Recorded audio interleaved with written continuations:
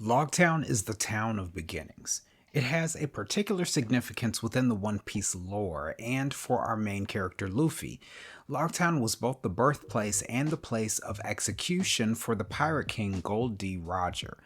His infamy and threat that he embodied as the Pirate King to the world government created such fear that his execution was made public. On his final day, his last words were a catalyst that inspired the Great Pirate Era, telling the world that he left his treasures and everything that he had in one piece, and it was up to the next generation of pirates to go find it. That very command was such a threat to the world government that even after his death, Loguetown kept the gallows that he was executed at up for the world to see. So when Luffy came to Loguetown, we can narratively say that this was the actual beginning of his pirate journey. Prior to coming to Loguetown, Luffy actually had no bounty. It would have been his prerogative after experiencing how difficult pirating was, having defeated some of the toughest pirates in the East Blue, that it may not have been for him, and he could have left and went home without any repercussions. But after defeating Arlong, and as he approached Loguetown, he also received his first bounty of 30 million berries. And upon receiving that bounty, it was his starting point. He was officially a pirate, not just by name, but by reputation. He officially had a crew, he had a navigator, he had a ship, he had somebody to be a sharpshooter, he had a first mate, and he had a cook. And when Luffy, by some unusual circumstance, found himself in the same gallows that Gol D. Roger was in before he was executed, symbolically, he was the person to stand up in Roger's place and say, "I'll pick up his mantle right from where he left it." King of the pirates! I'm the man who'll be king of the pirates! So many things were started in Loguetown in the One Piece series, and it was also a place where ideologies collided.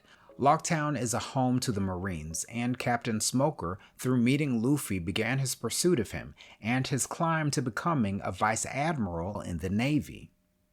It was a place where generations of pirates began their journey, namely the worst generation in which Luffy is a part, especially as the closest stopping point before entering the Grand Line.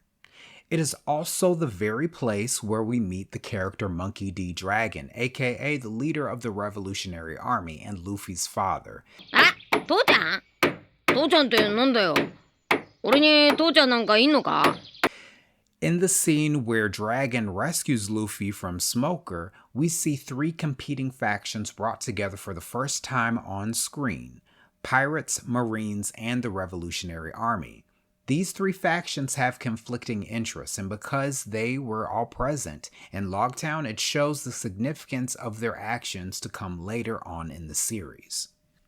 The symbolism and implications of the Loguetown arc are so discreet that watching this very simple and casual arc that seems to be just a filler before we get to the Grand Line betrays its actual significance to the story. Three factions merge, three factions go to the Grand Line, three journeys are created: Luffy's, Smoker's, and the Revolutionary Army, or Monkey D. Dragon's. Luffy takes up the mantle that was left by Roger in the place where he left it, and as if symbolizing the cracking of the tomb, the very platform where Roger was executed was destroyed when Luffy mounted it, as if to say, "Roger's no more, now there is Luffy." One of the most significant stories in the One Piece saga, and yet gets so little attention. It certainly is a testament to the beautiful world that Oda has created in One Piece, that such a treasure can be found in a very small arc at the very tail end of the East Blue.